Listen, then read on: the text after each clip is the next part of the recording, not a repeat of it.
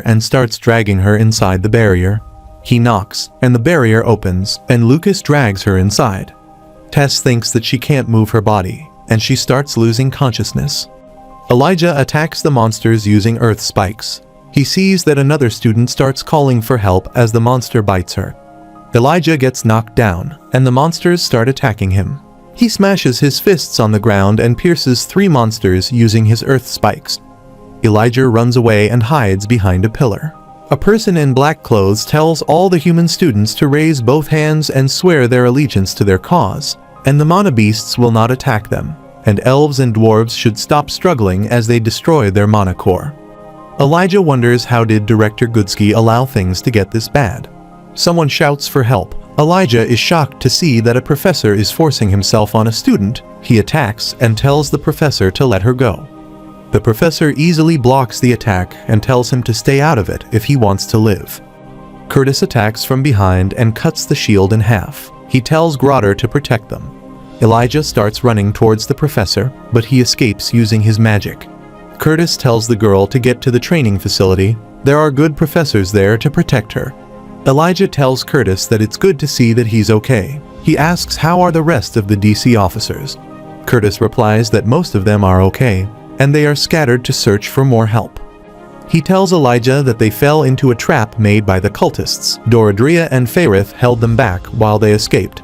Elijah grabs him, asks what about Arthur and Tess and the rest of the student council. Curtis tells him that Arthur and Tess are not back yet. The student council is okay. He just split up from Lilia and Clive. Elijah asks what they should do now. Curtis says he doesn't know at this point, and Elijah is disappointed to hear that.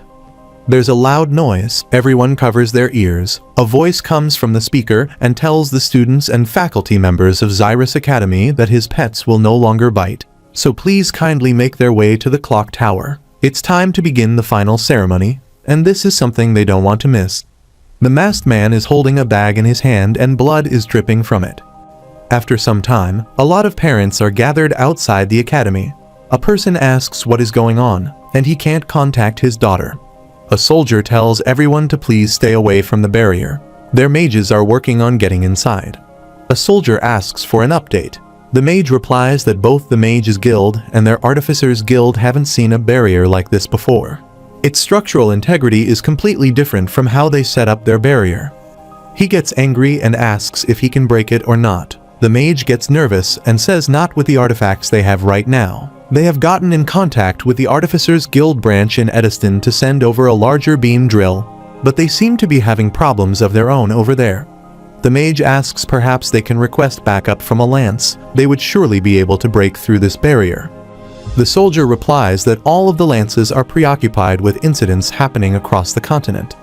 The mage asks if this is a coordinated attack. Soldier grabs him by his mouth and asks if he wants to create more panic. The mage says they are looking for weak points everywhere. Hopefully they will find one soon. The soldier puts his hand on the barrier and says he just hope they're not too late. Meanwhile, Curtis and Elijah arrive at the clock tower. Curtis is riding on Grotter. He tells Elijah to stay here. He'll try and find the rest of the DC members. Elijah sees that some students are trying to break the barrier. The masked man arrives there and thanks them all for coming. The students start attacking him, but the strong barrier deflects all the attacks. The masked man starts laughing and says it seems like, despite the deaths they have witnessed, dense Decathians are having trouble grasping the gravity of their situation. He puts his hand in the bag and throws a severed head towards them. Everyone starts screaming and panicking. Elijah starts vomiting after seeing the head and says that it can't be her. Theo comes running and sees Doradria's head. He starts crying. Theo shouts at the masked man and tells him to fight him. He takes off his mask and asks if he is talking about the mighty Draniv. Theo starts punching the barrier and tells him to stop hiding behind the barrier. Draniv grabs him by his arm and pulls him towards his side. Theo regains his balance. He rushes toward Draniv and tells him to die. Theo jumps in the air and kicks him with all his might. There is dust everywhere, and the ground is destroyed. After the dust settles down, Theo is lying on the ground, and he's bleeding from his leg. His foot is cut off. Draniv puts his foot on Theo's face and says that he is fighting him like he wanted. Theo spits blood at him. Draniv says that he has blood on his face. Let him help with that. He puts Theo on fire and starts laughing. He tells everyone to let them commence their main event. The cultists are dragging elves and dwarves by chains tied around their necks. Ferrith also has a chain around his neck. Elijah is shocked to see that Lucas also arrives there, and he's dragging Tess by their hair. Curtis arrives at the scene with other DC officers. He looks at Doradrius's severed head, and tears start falling from his eyes. He is about to scream, but Claire grabs him by his mouth. She pleads with Curtis that he can't, but Curtis says that he will kill him. She tells him not to charge out there like Theo. They can't lose him, too. Curtis snaps and asks if they are just supposed to wait here and watch their friends get murdered.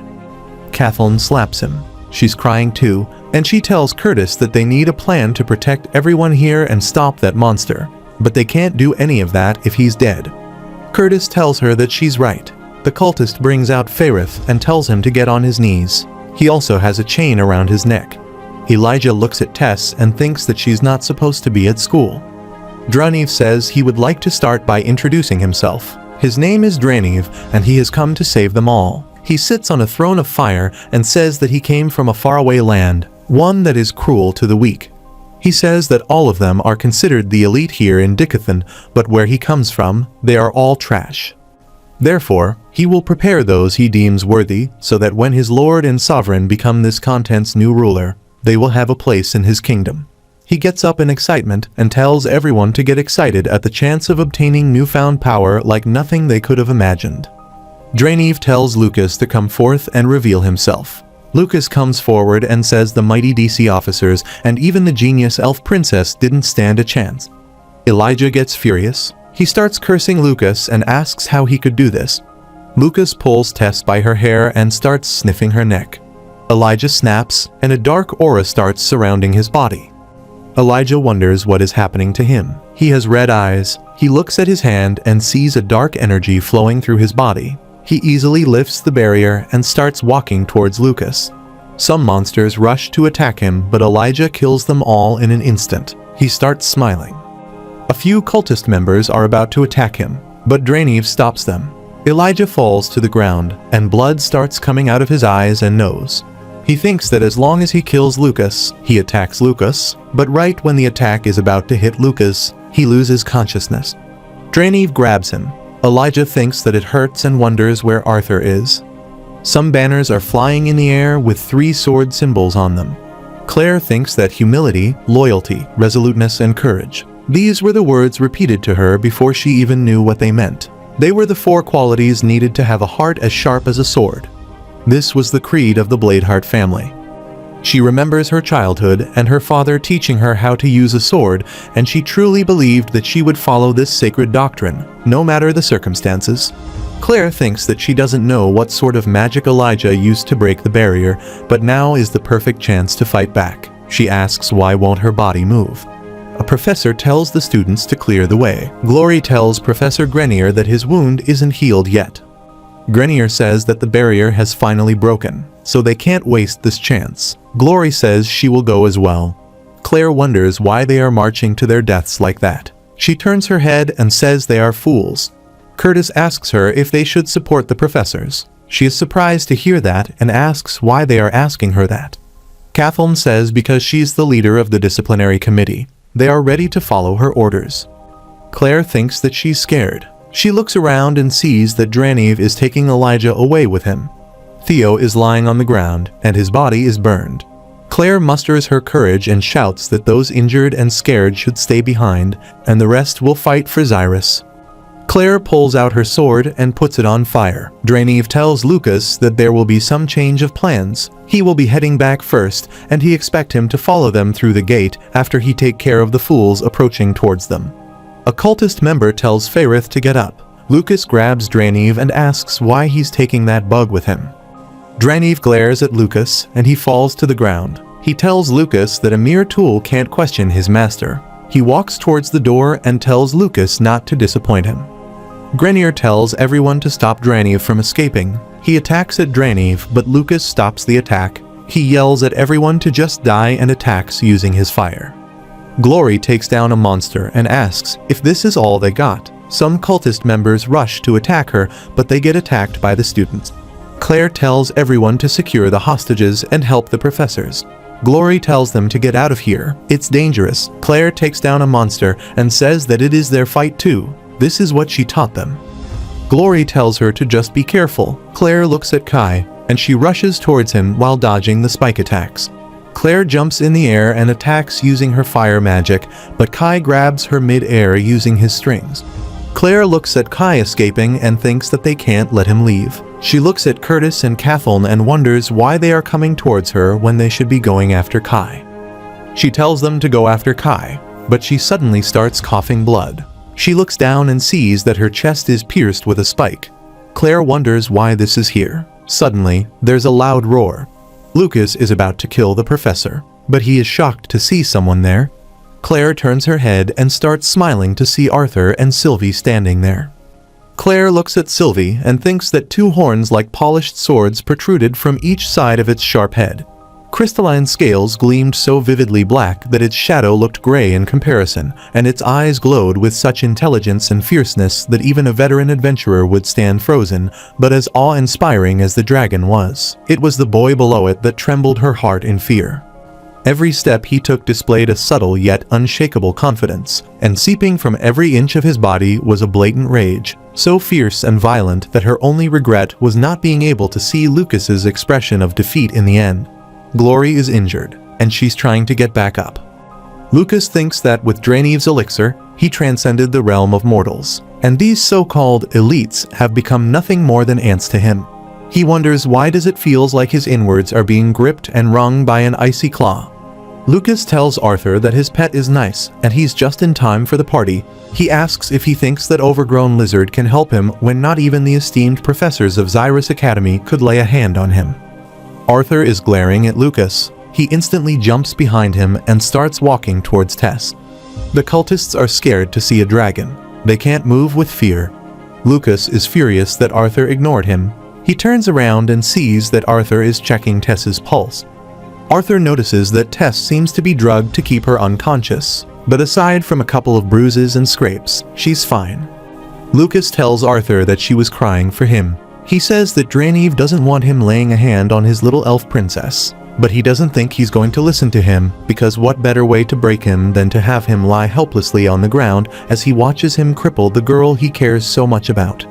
Sylvie clenches her teeth and lets out a huge roar. Lucas looks at Arthur and thinks that he is still ignoring him. He starts emitting fire and tells Arthur that he will break every bone in his body so he can only cry as he desecrates Tesha. Suddenly Lucas starts feeling a strong pressure. He thinks that it feels like a mad demon is twisting and clawing at his insides. Lucas wonders why does this presence instill him with more fear than the esteemed professors of this school and even his own brother. Arthur tells Lucas that he thought of him as nothing more than a wasp he deemed unnecessary to kill. But if that wasp chose to rear its stinger, even the holiest of saints would swat it down. Lucas gets scared by Arthur's glare. Numerous hands appear out of nowhere and start grabbing Lucas. Lucas thinks that his power should be much stronger than Arthur. He wonders how many legions of men and beasts has he killed to possess such a suffocating, oppressive bloodlust. Lucas starts shouting and he tells Arthur to get away from him. He uses his attack Hell's Rain. Arthur tells Sylvie to protect Tess. Arthur's hair turns white and the marks appear on his face again. He easily stops the rain of fire using ice magic.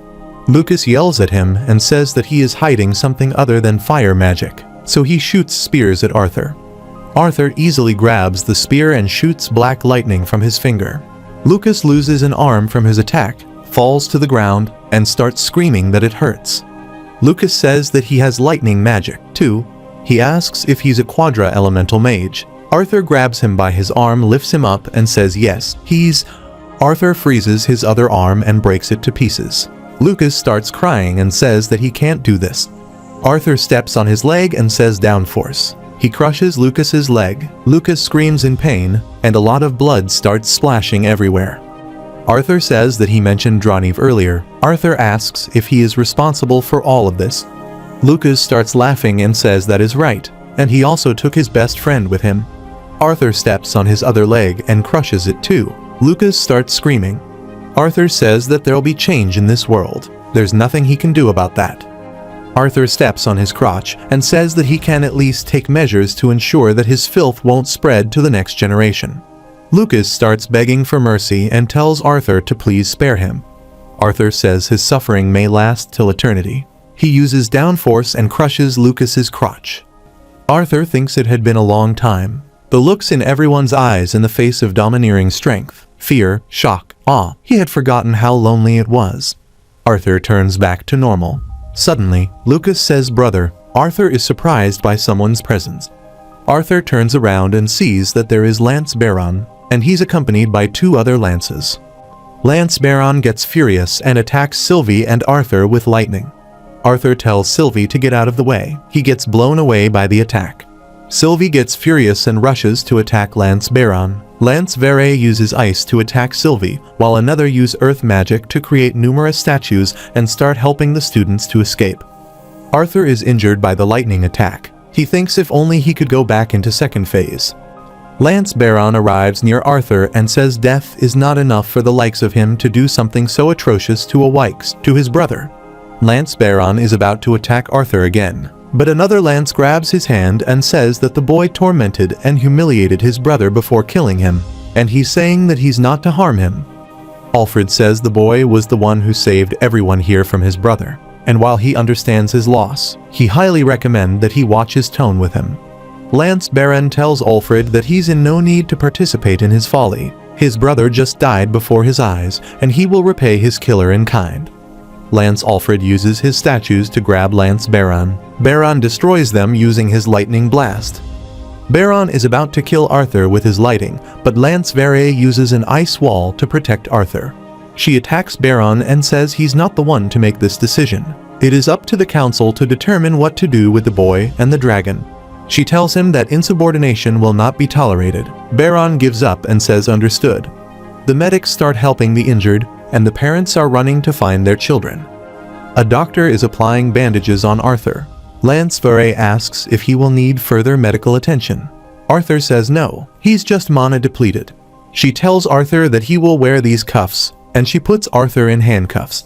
She also puts something in Arthur's chest and says that he can never escape from her. Arthur tells her to do the same for his bond. She asks if that dragon is his bond, and then she lifts Sylvie's ice magic. Arthur tells Sylvie to change back into her fox form, and Sylvie glares at Lance Vere. Arthur tells her that even if they fight, they can't win against them. Sylvie changes back and starts running towards Arthur. She asks Arthur what is going to happen to them. Arthur says he's not sure, but everything will be okay. Arthur and Sylvie are in chains. Lance Vere tells them to follow her to the Mage Guild camp while they wait for further instructions from the council. People are gathered around and they are gossiping about Arthur killing a noble student. Arthur thinks even after all that's happened, people are just exchanging gossips. Arthur sees his family. He asks if he is allowed to talk to them. Lance Vere nods in approval. Lance Baron gets furious. Lance Alfred stops him and says that he has listened to all of the account. Baron, the kid did what was necessary, so stop letting his emotions cloud his judgment. Alice asks Arthur what happened in there and why he's cuffed. Arthur says there's just a misunderstanding. He tells them not to worry. Arthur says he will be back in no time, and Alice starts crying. Lance Vere's ring starts shining. Lance Alfred says the council must have made their decision already. Lance Vere conjures a scroll and tells Arthur to get here. She starts reading the scroll and says by the power vested in her by the Council of Dickathon, she General Vere Ori of the Six Lances, do hereby announce Arthur Lewin, son of Reynolds and Alice Lewin. The council has decreed that, due to his actions displaying excessive violence and the inconclusive circumstances involved, his monocore is to be restrained. His title as a mage is to be stripped, and he's to be incarcerated until further judgment. Reynolds is shocked to hear that and says there must be a mistake. Cathal arrives there and asks how dare they punish the only person who did some good. They only made it alive because of Arthur. If it weren't for him, the Lances wouldn't have anyone left to save. She tells Lance Vere that when her parents learn of this decree, they will immediately rescind it. Lance Vere shows her the scroll and says that King and Queen Glader voted in favor of this judgment, asking with King and Queen Graysunders. Cathal is shocked to see that and says they would never. Curtis grabs her by her shoulder and shakes his head. Arthur thinks that there's no use trying to reason with lances. Arthur thinks that the decree makes it sound like he was behind the attack. Arthur asks if he can speak to his family one last time. She agrees. Arthur goes to his family. He starts smiling and tells them not to look so sad. This misunderstanding will be cleared soon. Alice starts crying and says that he has no idea what is going to happen. Ellie starts crying. Arthur wipes her tears and says that she is growing up so fast. Arthur turns around and tells her that he will definitely be back. Reynolds tells Arthur that no matter what happens and what people say, his family will always be on his side. Arthur looks sad as he continues to walk away from his family. Lance Baron is talking with Lance Vere and Lance Alfred while Arthur waits for them to finish. Baron gets furious and starts walking towards Arthur. He glances at Arthur and flies away. Lance Alfred summons a flying creature and tells Arthur that it won't burn. Arthur gets on top and says that even if it does, he can't do anything. They start flying away. After some time, Baron arrives at his home, and he's carrying Lucas's body wrapped in a cloth. His servants bow down and welcome him. Baron kicks the door open. The maids are excited to see Lord Baron, and she says they weren't expecting him. Baron tells them to call his father at once. After a while, Baron tells his father everything, saying he's sitting on a chair in a luxurious room. His father gets furious and says that the boy is an embarrassment to the Wykes house. He gets up from the chair and says to be eliminated in such a shameful act after everything he has done for that brat. He gets furious at Baron and asks why he came here after failing to avenge the Wykes' name on the spot. He asks if he came to defile his night and his home with the body of this worthless fool.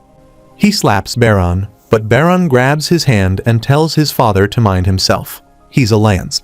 His father pulls his hand away and says he has gotten so arrogant ever since, but he's only a lance because he's a Wykes. Baron tells his father that according to witness statements, Lucas terrorized the school alongside a group of cult members led by a man called Droniv, and the boy who killed Lucas did it without hesitation and did so brutally. His father ponders for a while and says that they can still get ahead of this. He calls for Adeline. A girl enters the room with a notepad in hand and says, "Yes, sir?" He orders her to expedite a message to the council tonight. The contents regarding the regrettable attack on Xyrus. His dear son, Lucas Wykes, under the influence of Draniv, undoubtedly had no choice but to obey his command or lose his life. How a boy so young would be forced to make such a decision, it hurts his heart to imagine. Yet his son, the victim, died an excessive, brutal death at the hands of a lawless blackguard unfit to continue living in their society. No other form of repentance than death would be appropriate for a crime so heinously committed on the Wykes family.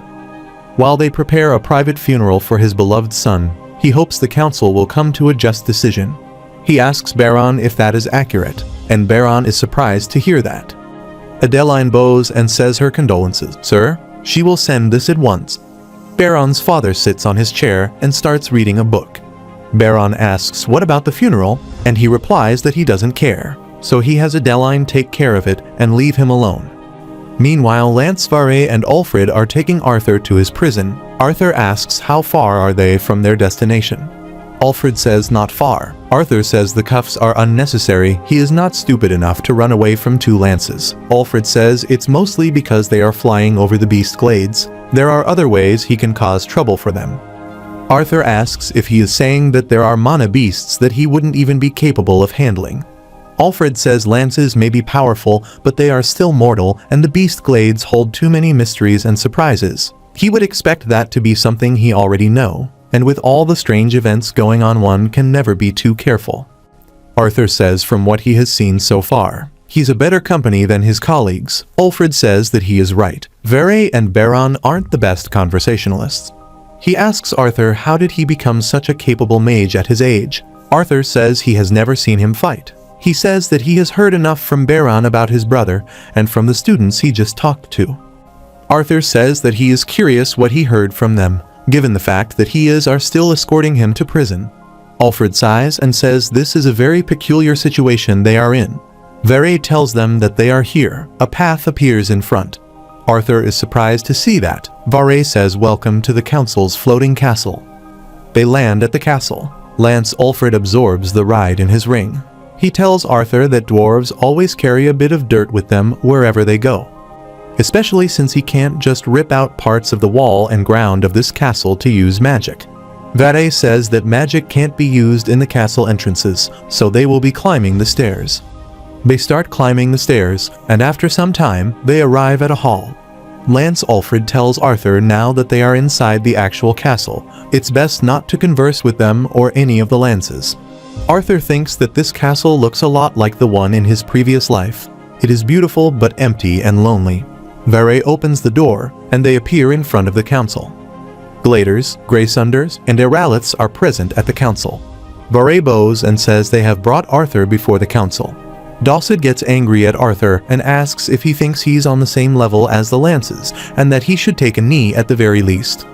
Arthur apologizes and says he's uneducated in the ways of paying respect to nobility and royalty. Blaine says they've all had a long journey. He tells Vare to uncuff Arthur so they can get started. Vare removes his cuffs. Alduin says before they begin, he would like to thank him not only as a leader, but also as a father.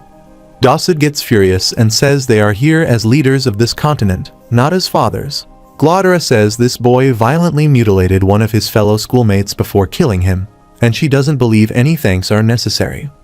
Dossid is holding a scroll in his hand and asks if he should remind everyone of his crime: both legs crushed, left arm cut, genitals along with pelvic bone crushed.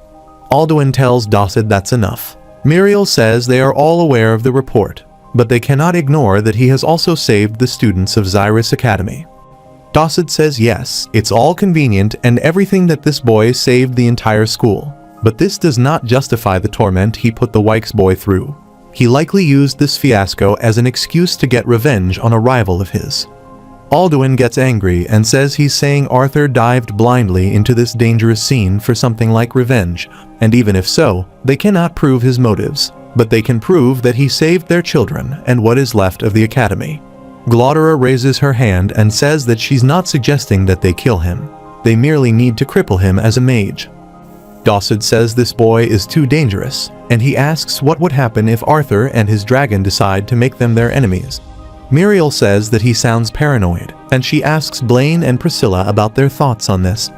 Priscilla says that they agree that their children are safe because of Arthur. Blaine says that when speaking as rulers, they must consider Greysunder's view as well.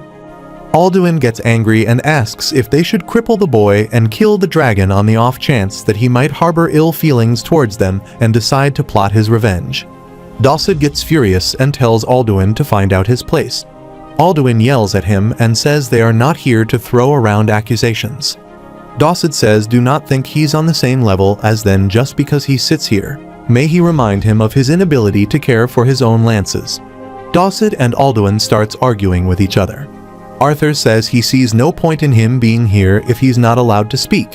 Glodera says the boy is right. There is no need for this prisoner to be here. She orders Alfred to lock him up in the dungeon until further orders and lock his pet in a vault.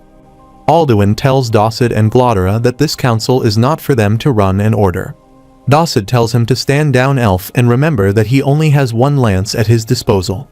Lance Alfred takes Arthur away and locks him in a prison cell. Arthur wonders if he truly has no choice but to depend on Alduin and Muriel to get him and Sylvie out of here unscathed. Alfred takes his handcuffs off and tells Arthur that he will stop by from time to time. Arthur says at least it is quiet here. A voice comes from another cell and asks if he is Arthur. Arthur is surprised to hear that voice. According to Director Goodsky, she had been imprisoned here for the last several days and news of the attack on Xyrus Academy was also kept from her.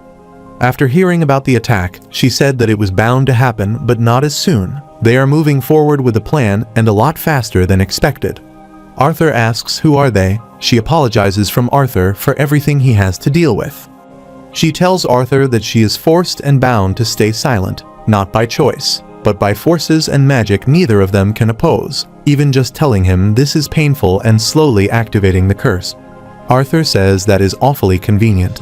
Cynthia asks if he can tell her a bit more about how Lucas appeared when he was fighting him. Arthur says that he was on the same drug that had been going around the school for a while, but it was different with him. He was more powerful and sane. Cynthia apologizes for everything. Meanwhile, Dossid is having a conversation with Blaine. He says that he sleeps peacefully at night, and they will live and serve him and gain new riches and insight from his continent. Blaine drinks wine from the glass and says what they are doing is abandoning their people just so they can save their own asses. Dawson says this continent is due for total annihilation. There's going to be no one left to betray. Blaine looks at his reflection in the glass of wine and asks if he realized that they are betraying the entire population. Dawson says that was the agreement. If they hope to have a future for this continent, Arthur and his bond have to go back to him. Blaine gets angry and says he's talking about the boy who saved the entire future generation of this continent, including his own children. Dawson says there will be no future generation if he doesn't side with him. Blaine finishes the wine in his glass and says he's well aware of their agreement, so rest assured, she will have his vote. But he can't spout irrational accusations. Dawson leaves in anger and says he thought they had an agreement. Blaine thinks that he wanted to make his ancestors proud. He thinks that his talent as a mage was subpar, and even with countless elixirs and aids, he was barely able to break into the red stage.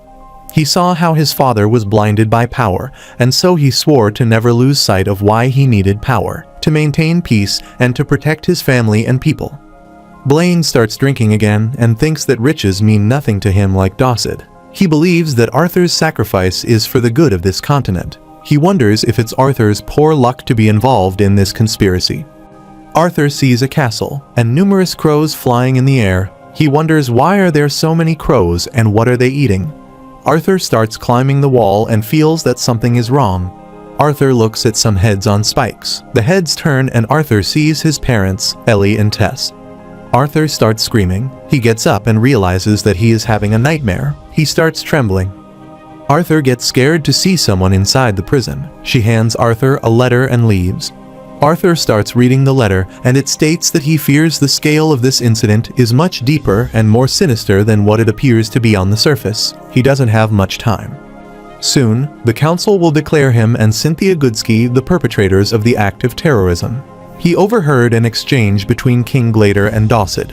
They are planning to deliver him to someone alive. He has sent his father to take his family to a safe and hidden location.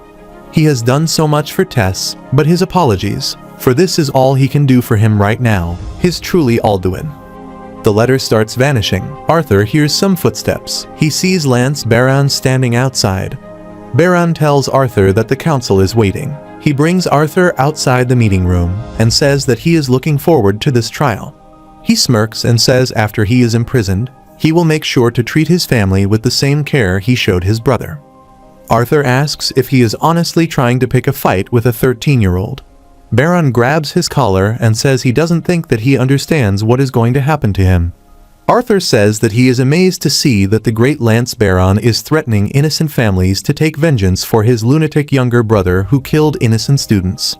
Arthur says he chose to kill those students, and he chose to go to the dark side.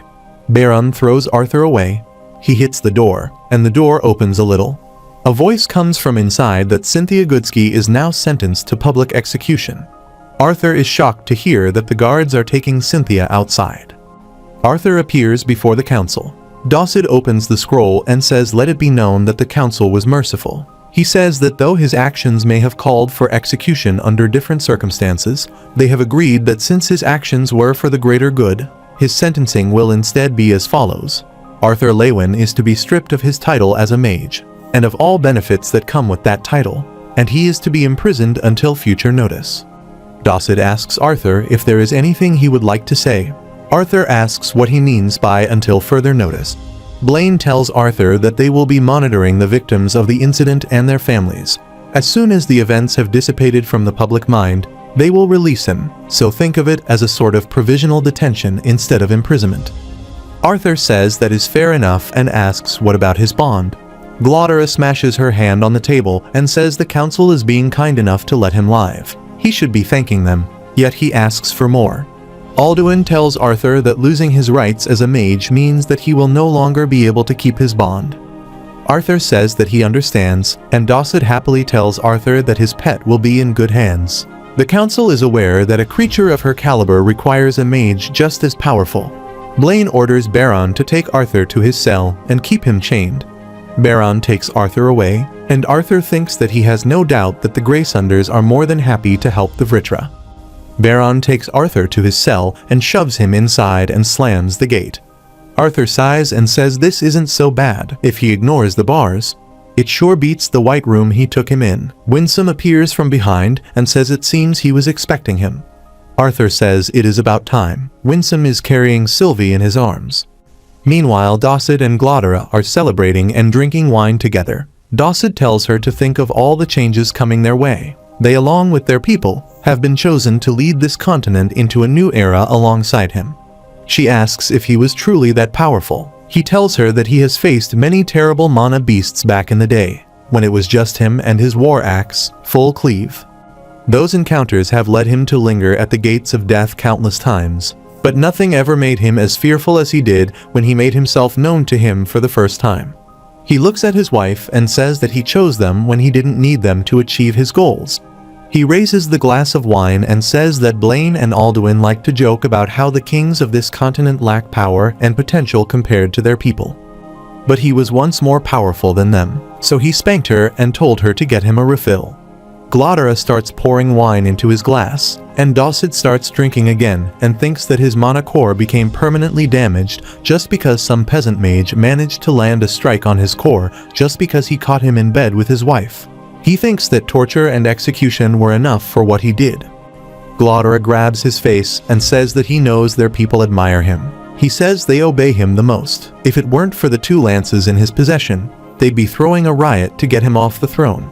She tells him that they will kill everyone who tries to do that because he has the power, the lances, and now him by his side. Dossid starts laughing and says she is right. She gets on top of him and starts kissing him.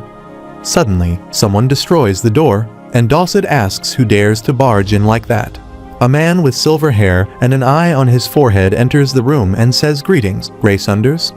He is holding a guard by the neck, and he has a hole in his chest. Dossid starts yelling. He asks if he knows who he is. A strong energy starts emitting from the eye on his forehead. He says that they both are an infestation that he has been instructed to remove. There's a strong blast. Lance Alfred arrives at the scene and blocks the attack. He apologizes to the king and queen, saying that the intruder will not be leaving. The man with silver hair says that needless bloodshed is not his desire. He only comes for the Graysunders' heads. Alfred says that he will not be getting them and will attack them. Alfred punches the ground and says Magma Knights. The knights appear around him and start attacking him. He moves his hand and easily destroys them. Alfred says bestow upon him hell armor, and Alfred gets his entire body covered in magma armor. Alfred rushes to punch the man with silver hair, but the attack doesn't reach him. He pushes Alfred away with a strong force. Alfred hits the pillar and falls to the ground. The man tells Alfred that he has impressive skills for a lesser being. He tells Alfred that his power may prove useful for the future of this continent and instantly moves near Alfred. He points his finger at Alfred's head and blasts him away with a powerful strike. He turns his attention to Graysunders and says he apologizes for making them wait. At the same time, another lance appears from behind and attacks him, but he dodges the attacks. The lance says Micah is sorry for being late. Dossid tells Micah that he was almost killed. Micah rushes to attack him again, but he dodges and asks if that is her limit. He uses his finger blast again and sends her flying. Dossid is bowing down and Glodera tells him that once her husband become the new right hand of Agrona of Ritra, an almighty deity. Dossid grabs his wife's head and makes her bow in front of him. The man with white hair says there are no deities in this world, only asuras. Dossid starts begging and says, please have mercy on them. He will do anything. The man with white hair says that Agrona failed to choose his pawns with proper caution. Dossid says he never met him. He called out to him, threatening his wife and people. He tells Dossid to release his 2 lances from the oath. Dossid thinks that he was always taught that the oath should never be released, but his life is at stake. Dossid takes off his locket and breaks it. He says please let him go now. The man with white hair asks when he said he would let him go. He kills them both in an instant by shooting a beam at them and says the game of chess has begun. Arthur pats Sylvie and sees that she's still sleeping. Winsome hands over Sylvie to Arthur and Arthur thanks him. Winsome says he got himself and Lady Sylvie caught so soon and by allies of the Vritra. Winsome tells Arthur that his actions to save the academy were admirable, but he and Lady Sylvie's safety should be above all. Arthur tells him that there were people whose lives he considers more important than his own. Winsome asks if it was for the elf princess. Arthur shakes his head and says not just her but his best friend and the disciplinary committee. Winsome says what's done is done, but he doesn't understand why they took his friend with him. Arthur says that he doesn't know either, but now that he is here to get them out, he needs to find out where they took Elijah. Winsome asks if he plans to save him. He tells Arthur that their investigation has informed them that they took him back to Alacria. Arthur sits on the bed and sighs. Winsome tells Arthur that he can't even escape from this place, but he wants to save him. It's a suicide mission.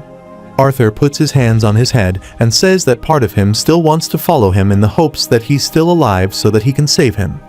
But he seems to be very sure that he will die as soon as he steps foot there. Arthur asks what he should do. Winsome says that they are lucky the man named Dreniv left before he arrived.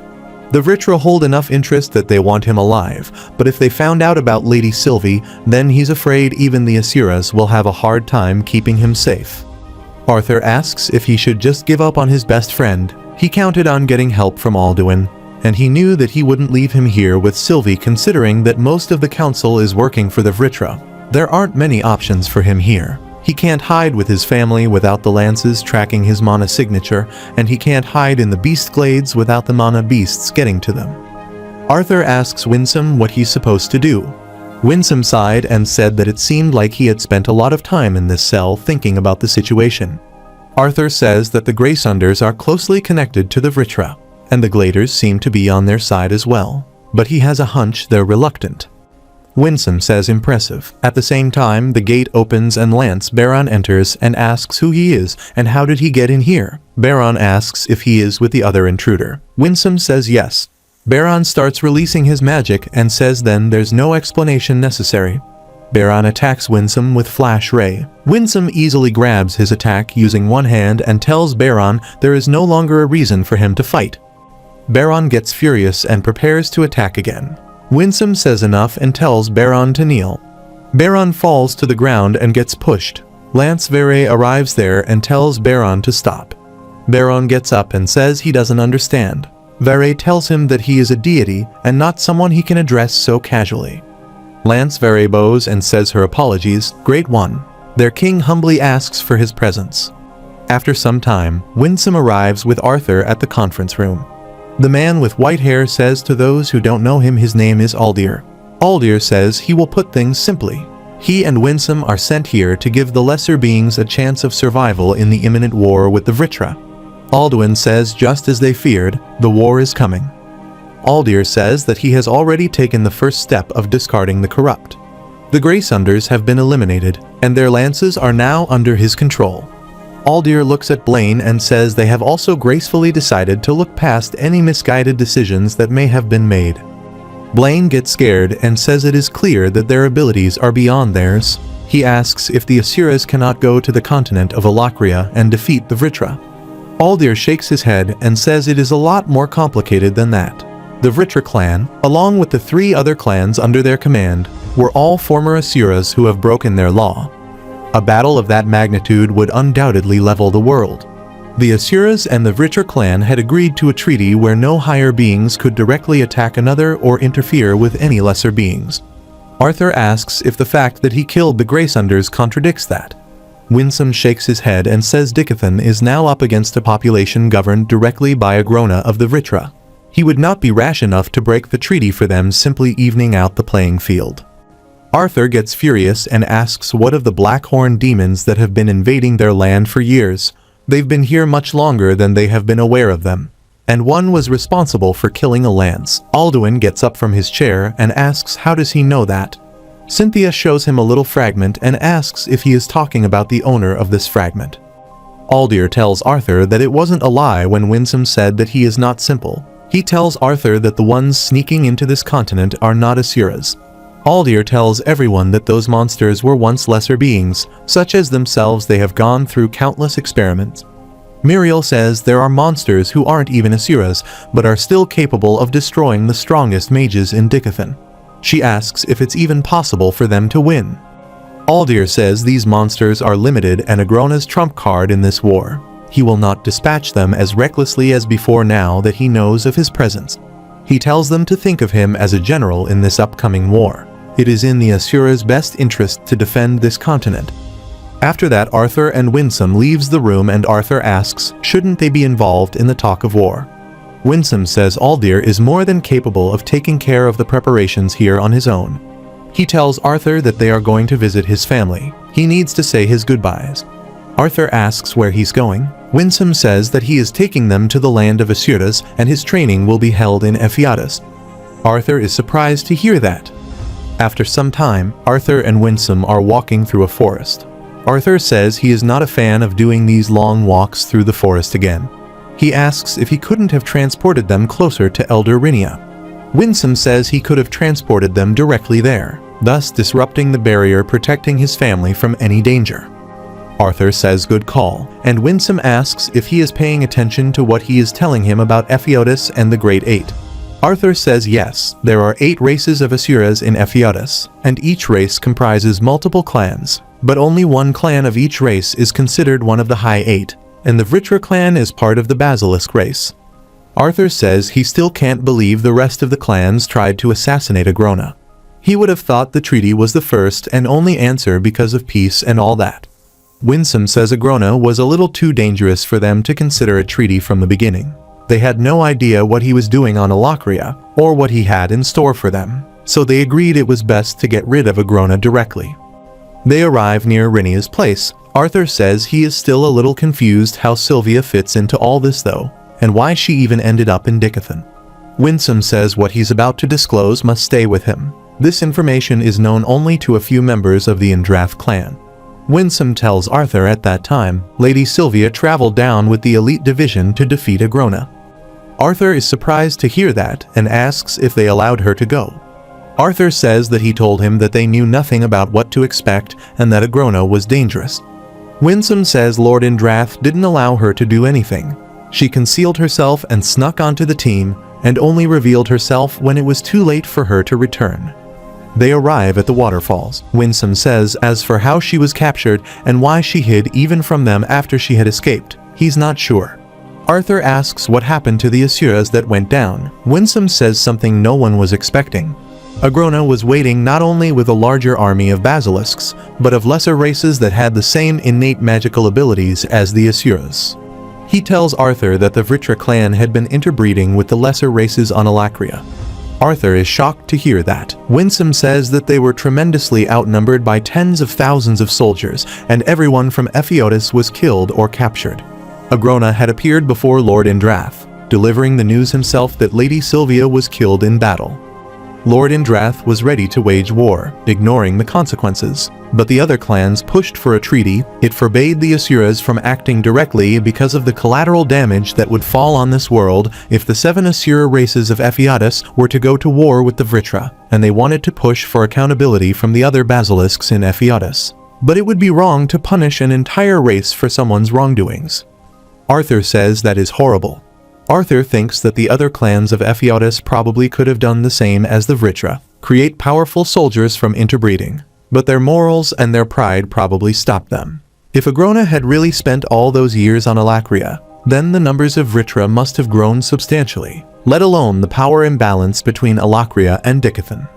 Arthur says so the 6 ancient artifacts you gave to the people of Dicathan. Winsome says they were handed down to the people of Dicathan in order to create a more even battlefield. Arthur says so this is where he comes in. He's a chess piece on the side of the Asura clans in this war. Winsome says it'll be easier for the both of them if he just see it as trying to protect his friends and family. Winsome asks Arthur if he has considered how he's going to break the news to his parents. Arthur nods in approval. Meanwhile, at Rinia's place, Reynolds is cooking some food while Ellie and Alice are sitting by the fire talking to each other. Reynolds hands Alice some dishes. Arthur says it smells good. He asks if there's enough for him.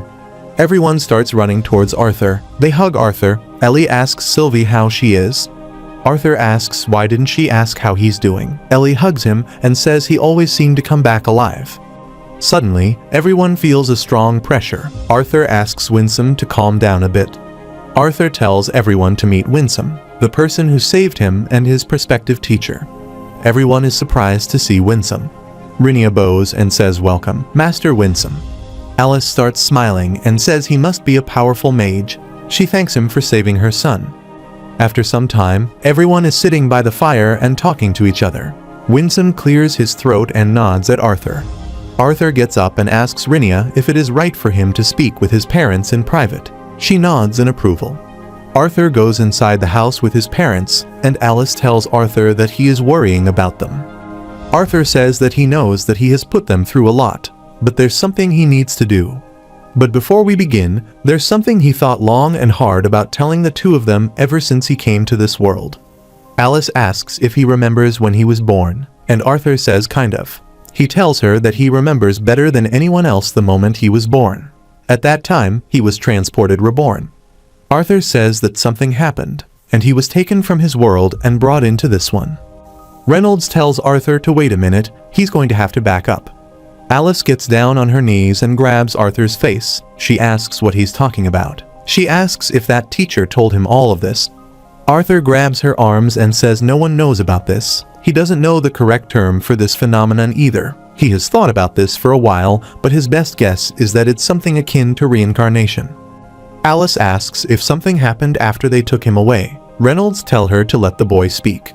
Arthur described the world that he came from, at least the part he could remember. The role that he played there, and the relationships that he had with an excruciating amount of detail, so they would understand he wasn't making this up. Throughout it all, his parents stayed silent for the most part. His father would ask questions here and there, but his face remained expressionless. His mother, however, was obviously shaken up, her face pale. The trembling of her hands increased as his story progressed. He couldn't tell how much time had passed, but it seemed like he had been talking for several hours. Reynolds says so, as well as his talent in magic and his fighting. Arthur says yes, the Kai system in his old world worked similarly to certain aspects of mana in this world. Alice starts crying and laughing at the same time. She asks if this is a joke, and she bumps her elbow with Reynolds and says he got them there. She asks Arthur if this is a cruel joke. Alice tells Arthur that he can't be some former king who died and was transported into the mind of her unborn child. Arthur looks down and says he doesn't know what happened, but he's not lying. Alive grabs her head in disbelief and says this is not happening. She grabs Reynolds and says that their son is sick. Reynolds starts comforting her, and Arthur leaves the room. Arthur is talking with Ellie outside, and the door opens. Reynolds tells Ellie to go and stay inside with her mother. Ellie hugs Arthur and says she will not ask if he has to go away again. She will just always come back. Reynolds and Arthur start walking away from the house. He tells Arthur that his mother is sleeping right now. Arthur asks if she is all right. Reynolds says that she is in shock right now. Arthur asks if he believes him. Reynolds says that he has no reason to lie to them about this, and it all makes sense now, the early awakening, his brilliance as a fighter and a mage. Arthur asks if he is okay. Reynolds starts shouting at Arthur and says, of course, he is not okay. This is not easy news to swallow. With all of the memories they had as a family in the past, he asks if the way he acted was all fake and how he's supposed to act around him now. Reynolds says he was older than him, and yet he is here now as his 13-year-old son. He shouts that his mother nursed him as an infant. She mothered a middle-aged man, thinking he was her own son. Reynolds punches the wall and destroys it. Blood starts dripping from his hand, and he asks if he is truly his son or if he took over the unborn baby that would have been their son. Arthur says maybe he did replace the baby that could have been their son, but he doesn't know how this process that brought him here works. He didn't want to keep hiding this from them, but now he's questioning whether he made the right choice. Arthur says he wanted to tell them before he left. Reynolds asks if he is leaving. Arthur says he thinks that under the current circumstances, it'll be good to spend some time apart. Reynolds asks how long he will be gone, and Arthur says for a few years. Arthur walks past him and says that he never had any memories of family in his own world. Growing up in an environment where no one truly loved him made him an unrivaled fighter but a crappy person. But ever since coming to this world, the two of them, and later Ellie, taught him something he had never known. He may not be the strongest fighter or mage in this world, but he's a hell of a better person now than he ever would have been in his previous life.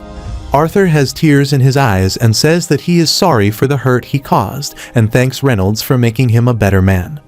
Reynolds starts crying. Tears start falling from Arthur's face and he thanks Reynolds for loving him. Arthur leaves and he returns to Winsome. Winsome gets up and asks if he is done. Arthur picks up Sylvie and says they should leave. Rinya asks if he is not going to say goodbye to his family. Arthur says there is no need. He bows and thanks her for taking care of his family. Arthur is about to leave, but Rinya stops him and says that his expression is frightening. It is unbefitting of someone as kind-hearted as him. She can only begin to understand the gravity of the upcoming battles that lay ahead of him, but do not fall back to his old ways. Arthur is surprised to hear that. She tells Arthur that the deeper he goes into that pit, the harder it will be to return. Winsome puts a drop of his blood on something on the ground, and light starts coming out. Arthur asks if there is something wrong with his expression. Winsome replies that his expression reminded him of the Pantheon Asuras of Ephiodus, a race of fine warriors who have learned to close off their emotions in order to fight with the most efficiency. Winsome tells Arthur that he needs his full concentration once they are in Ephiodus. Arthur says that he is ready as they move toward the portal. Reynolds hated himself for what happened. A part of him wished he had told Arthur that it was okay, that he was still family. But a bigger part of him, the part that he hated, wished he would have just never told them. He had known since early on in Arthur's life that he was different. Maybe it was so hard for him to accept it because it went against his own pride. His own selfish pride that maybe, just maybe, he had raised a genius that only came once in a millennium. The signs were always there. His strange behavior from an early age, his unexplainable prowess as a swordsman, and his talent as a mage. Reynolds comes back and sits next to Rinya. She tells him that he left. Reynolds says that he figured. Rinya says that she was afraid of the day he would tell them. Reynolds is surprised to hear that and asks if she knows. Rinya says that she sees many things, but only for that boy does she have to grind her old head to try and piece together what's in store for him. Reynolds says he is hardly a boy. Rinya says he's still a child to her. She looks up and says she always thought it was funny. The preconceptions that people have about age and intelligence, the older someone is, the more wisdom he or she should possess, and the more intelligent someone is, the more logical he or she should be. Pair those two traits up, and the intelligent senior should be some cold, calculating shrew. Rinya asks if he considers her a cold, calculating shrew. Reynolds says, of course not, but he doesn't get what this has to do with Arthur. Rinya asks if he wasn't wishing that Arthur would have kept his mouth shut so that he would feel better being ignorant. Rinya says she can bet that he was wondering why Arthur told him in the first place. She says the heart remains the brain's biggest enemy. Reynolds asks if Arthur was running more on emotion than logic when he told them this. Rinya replies she doesn't know what he is thinking, but she knows this. She has known the boy since he was a mere toddler in this world, and he's come a long way since then. She gets up and says perhaps this was the large step he had to take to fully break out of that cold shell he once found safety and comfort in. Rinya gives something to Reynolds and says hold on to this for her so that she can prepare some food for his wife. Arthur's master told her it was a gift for the Lewin family. Reynolds gets surprised to see a bear wrapped in a towel. Ellie comes from behind and says it is cute. She asks if they can keep it. Reynolds gets startled by her. He tells Ellie that she scared him. Ellie looks into Bear's eyes and their eyes shine bright. Reynolds thinks, well, there goes his dreams of having a mighty mana beast to ride into battle, but it is better for his precious daughter to have a bond to protect her. Ellie picks up the bear and says she'll name him Boo because the black spots make him look like he's always mad. Ellie tells her father that Mama is awake. Reynolds goes straight to his wife. Alice asks how long she has been asleep, and he replies for a few hours. Alice asks if Arthur is gone. He says yes. Alice says that she is a horrible person. Reynolds embraces her and says that she is not. She starts crying and says that she called Arthur sick. Reynolds says that is normal. He wouldn't trust anyone who could easily accept what Arthur had told them. Alice asks if she's a terrible person for doubting whether Arthur is their son. Reynolds thinks that he called himself terrible for the exact same thing. Alice was the one who went through the pain of pregnancy for 9 months before enduring the agony of labor. She nursed him, fed him, took care of him when he was sick, and taught him the ways of this world. Now, everything she knew about the child turned out to be a lie. He needed to be the strong one. Alice apologizes to her husband. He hugs her and says she did nothing to feel sorry for. They just need some time to sort out their feelings. Alice asks how long he will be gone, and Reynolds replies that he will be gone for a few years. Alice says that she wonders what their son would have been like if Arthur hadn't taken over. Reynolds hugs her tightly and says, "Please don't say that." They both start crying. Alice tells Reynolds that have not once referred to Arthur as their son since they started talking. Reynolds says right now, just as it is for her, it's hard for him to confidently call Arthur their son. Hopefully, that'll change the next time they see him, but it doesn't change the fact that they have considered him family for over 13 years now.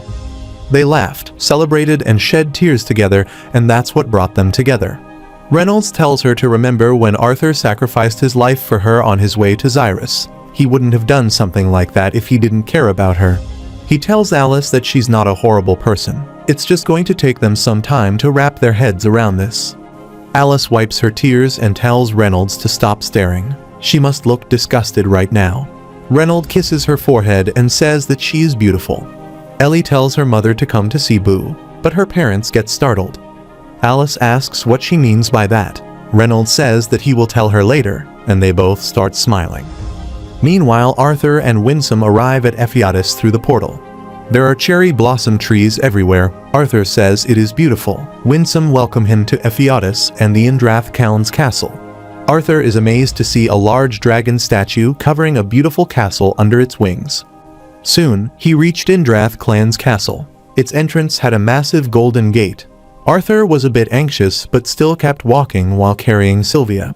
The Arthur was stunned as there were no guards or watchmen at the entrance, and the man informed him that they had been watching them since they crossed over the bridge.